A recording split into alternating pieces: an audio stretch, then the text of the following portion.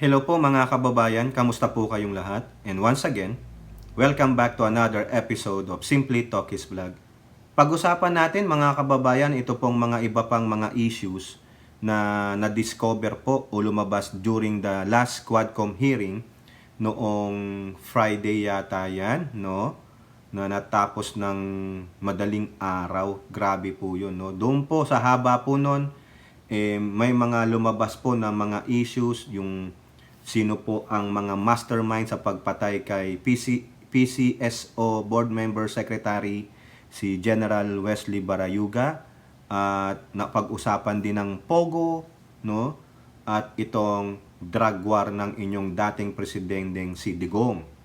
So doon po sa usapin na yon, may naipalabas po si Congressman Paduano, no? Meron po tayo ditong 4 na article, almost 5 yan, kasama yung sa impact leadership. And pag-uusapan din natin dito yung sinabi ni Bongo, na wala daw siyang alam dun sa sinasabi nung mga players na alam daw niya yung dahilan bakit napategi si General Barayuga dahil itinek sa kanya nung isang ka-class ni Barayuga, class of 983. Yung nag-recruit sa kanya pumunta ng PCSO. O, biruin nyo yan. Tapos, meron din pahayag ang butihing congressman ng Batangas, si Congresswoman Beatrix Luistro, at yung pong sinasabi ni Representative Ace Barbers tungkol po dito sa Quadcom, no? Mukhang may mga maraming batas ang ititweak nila. So yun po, no? Bago tayo magpatuloy, tayo po ay magbibigay pugay at pasalamat sa lahat ng ating channel members, followers, subscribers, nag-like at nagsishare ng ating mga videos, sa mga nagbi-video reply, nagsishare ng kanilang blessings, at ganun din po sa mga nakakasama natin sa ating mga video premiere at live stream. Maraming salamat po sa inyo, and special shout out to the men and women in uniform and the OFWs. No, mabuhay po kayo and may God bless us all. So unahin natin itong si Bato, kasi ito na naman si Bato. Laging nababanggit ang pangalan nito, kung hindi si Bato, si Digong, kung hindi si Digong, si Bongo. Itong tatlong mga bugok na ito, yung tatlong itlog na ito. Okay, kasi po, dyan po sa Quadcom na yan, napalabas na bago po mangyari yung pagtegi sa tatlong sinasabi nilang Chinese drug lords dyan po sa Davao Penology, nag-meeting pala itong mga ito. O, ito ang sabi dito sa GMA News Online. Dinideny po ni Mamang Kalbo. Bato denies attending 2016 meeting prior to Chinese inmates kill order. Senator Bato on Sunday refuted the claim that he attended a supposed courtesy call of police officers on former Rodrigo Duterte in 2016 ahead of the killing of 3 drug convicts in August. So mga police officers pala ito, no, matataas ang ranggo noon ito, nag-meeting daw sila. I think class of 96 and 97 yata, nadidinig ko kay Paduano dito no? The senator was reacting to the allegation of Abang Lingkod Representative Joseph Paduano, the chair of House Committee on Public Accounts, a panel part of the Quadcom that is jointly investigating deaths linked to the Duterte administration's war on drugs. Sabi ni Bato, "It is very clear from the recorded video of that hearing that Kong Paduano is very excited and very insistent of my alleged presence in that courtesy call despite repeated denials from all the resource persons. Again, I vehemently deny that I was a party to the courtesy call or meeting." Ba't hindi ka pumunta dun sa Quadcom hearing, Bato? Dun ka magpaliwanag, no? The effort to wholesome former President Duterte, Senator Bongo, and myself in one single stroke is very evident in his line of questioning. Talaga naman, no? Paduano, sinasabi ni Bato, ano lang daw yan, parang istorya mo lang, no? Nagaano ka lang, fishing expedition ka lang. Kaya nga dinideny niya. Despite na hindi naman daw sinasabi ng mga resource person. Kaya wag mo na siyang idamay. Okay? So, yan po, no? Pero may makakapagturo Now, Dito naman sa balita ng Impact Leadership, ito po kasi yung tinatawag nilang Davao Template. Yun yung pinagmitingan nila. O sabi dito, Davao Template. The House Quadcom Committee has wrapped up its investigation into the origins of former Duterte's bloody war on drugs. O parang yung Davao Template, parang ano yan ng DDS, no? The Davao Death Squad. Paano magtegi, no?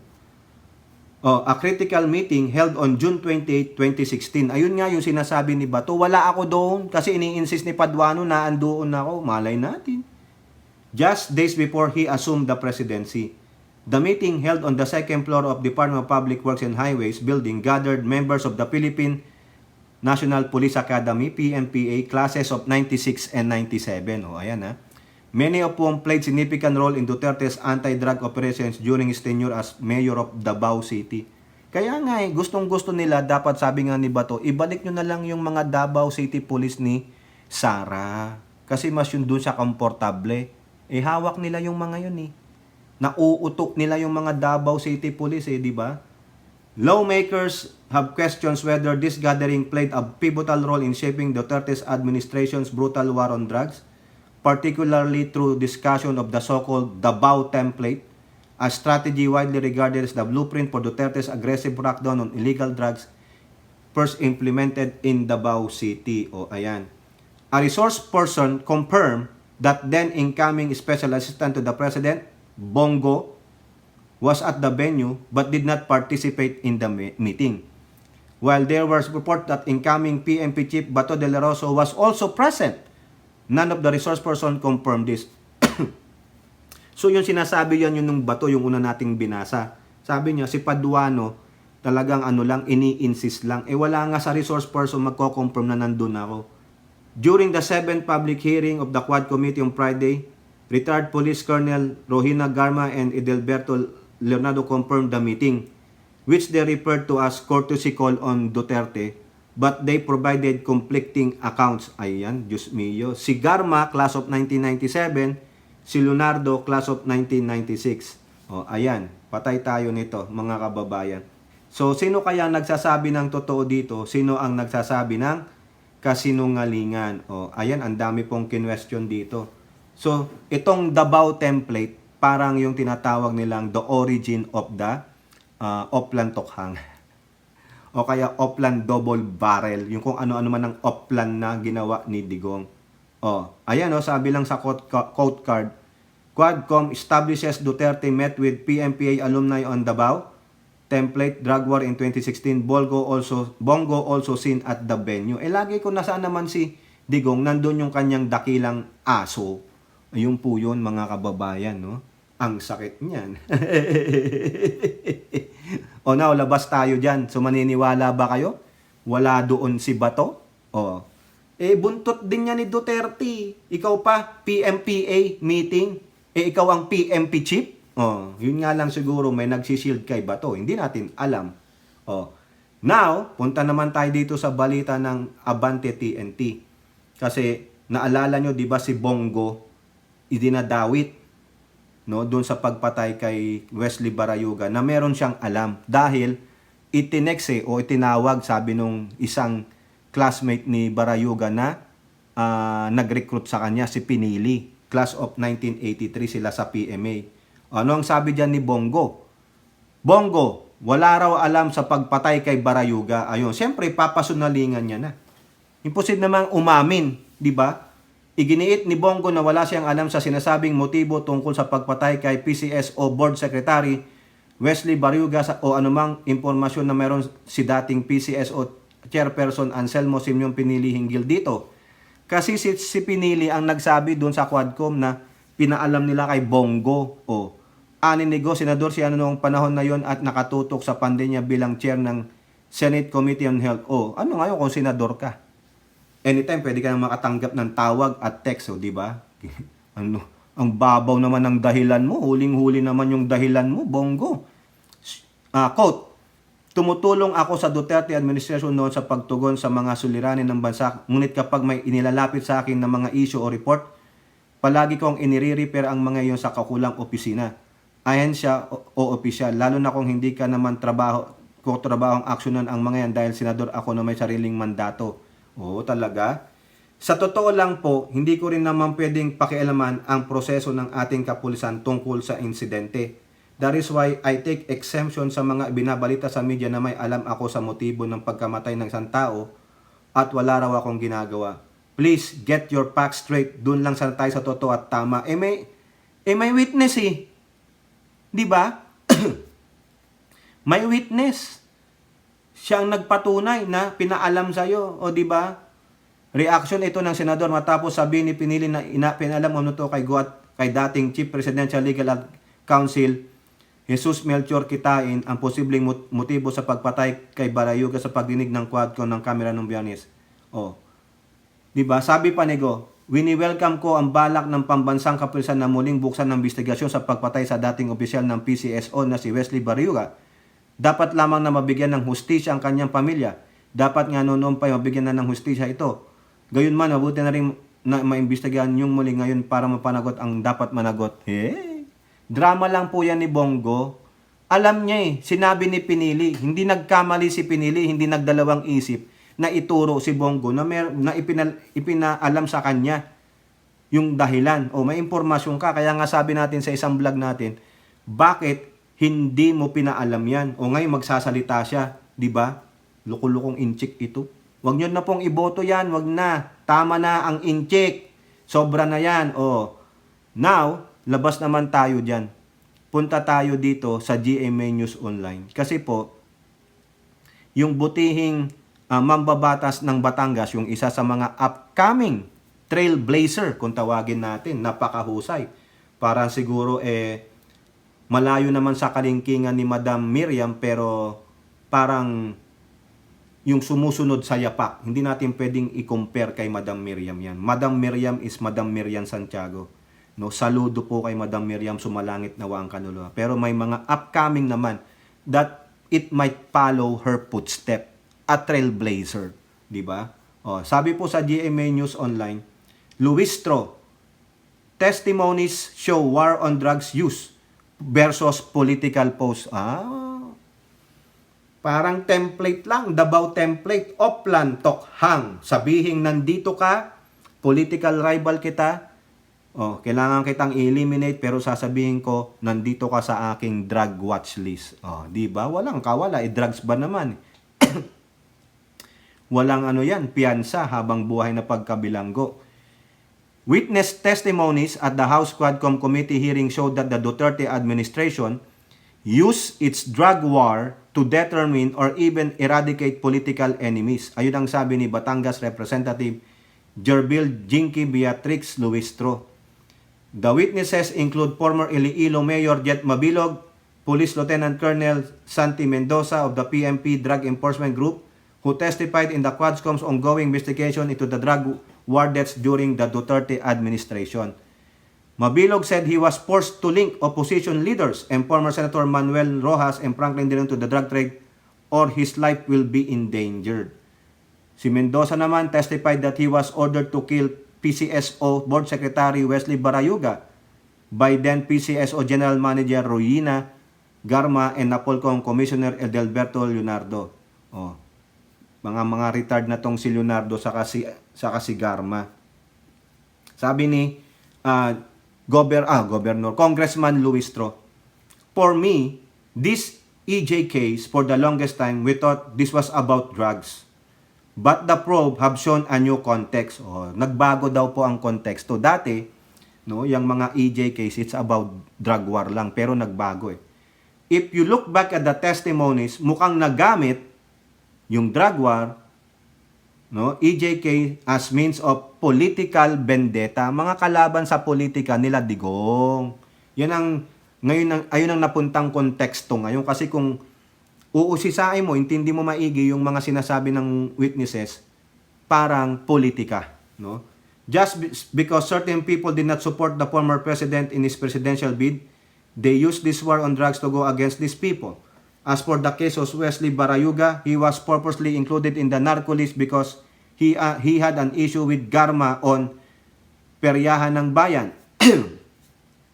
Barayuga was not really in the narco list. As matter of fact, nilagay siya sa listahan ng narco list at the time na patay na siya. O, kita mo yun? Kumbaga, political lang. Wala po talaga sa drug war. Malinis yung general. Sabi nga, namumuhay lang ng simple, walang sariling sasakyan, nagko-commute. So it broadens the context. Drug war also concerns politics and even competition with certain illegal activities among the competitors. The congresswoman said Mabilog and Mendoza will not be the last ones to testify before the Quadcom on the matter. I have been receiving text messages from people volunteering to testify, but of course, I have to go through it with the chairman first. Our fellow Quadcom members have also received information about vital testimonies and witnesses. O ayan. Ngayon, ano naman ang sabi ng isa sa mga barker ni Digong, si Panelo? Sabi lang ni Panelo, diyan sa ni Luistro, the problem with Kong Luistro is he's taking as gospel truth the testimony of Mabilog, who is putting forward an illogical and nonsensical argument that since he did not support the candidacy of Duterte in 2016, he was included in the drug list of the heads of local government did not support 99% of the heads of local government did not support Duterte. If we will follow the logic of Mabilog's accusation, then all of the governors, mayors, and barangay captains and the other LGU officials would have been included in the drug list. His inclusion in the list was based on the combined and validated intelligence reports of various law enforcement agencies, which was given to PRRD, who in turn made the public announcement. Yun naman pala Panelo did not address the Barayuga case.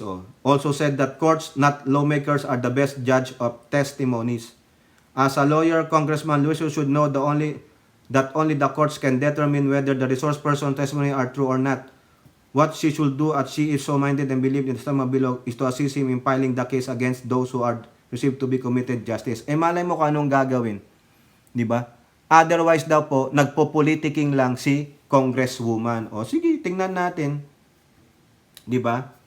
Tingnan natin kung anong gagawin ni Congressman Luistro. Yun daw Quadcom hearing, babalik po after filing ng election. No? October 8 daw po ulit, sabi nila. Yun po yung nasabi doon sa balita. Tuesday yan, October 8, kaabang-abang po yan. No? Now, balik tayo dito. Punta naman tayo dito sa sinabi ni Ace Barbers, no? Tungkol sa kanilang hearing sa Quadcom. Manila Bulletin. Quadcom, homework files up. Naku, dumami daw ang kanilang mga homework. As Barbers name laws that will be tweaked. Pinangalanan daw yung mga batas na ititweak nila, kaya dumami ang kanilang mga homework. Siguro hindi naman niya sinabing problema ang homework. Nakakatamad, ayaw kong gumawa ng homework. The House Quadcom Committee has updated its list of existing laws that need to be tweaked or at the very least reviewed based on the mega panel's shocking findings from its 7 hearings so far. Surigao del Norte 2nd Representative Ace Barbers, overall chairman of the Quad Committee, outlined a series of legislative amendments that he believes are crucial in addressing the root cause of criminality. The proposed legislation we have outlined are not just responses to the pressing issues of illegal drug trade, yung POGO, related crimes, and EJ case. They represent a crucial step toward building a more just and secure future for our country.